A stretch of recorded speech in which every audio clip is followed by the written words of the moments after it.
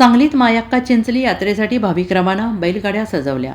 कर्नाटकातील मायक्का चिंचली यात्रेला सुरुवात होत असून सांगली जिल्ह्यातून मोठ्या संख्येनं भाविक रवाना होत आहेत. बैलजोडी आणि बैलगाड्या सजवून हे भाविक यात्रेसाठी एकत्रितपणे जाताना दिसत आहेत. 5 फेब्रुवारी हा दिवस कर्नाटकातील चिंचली यात्रेचा मुख्य दिवस आहे आणि या यात्रेसाठी पश्चिम महाराष्ट्रातील सांगली, सातारा, कोल्हापूर आणि सोलापूर या जिल्ह्यातील बहुतांश भाविक जातात.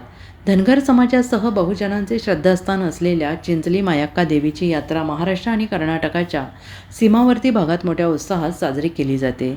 सांगली, सोलापूर, कोल्हापूर, सातारा आदी जिल्ह्यातून लाखो भाविक भक्त बैलगाड्या आणि इतर वाहनांद्वारे सहकुटुंब यात्रेसाठी रवाना होत आहेत.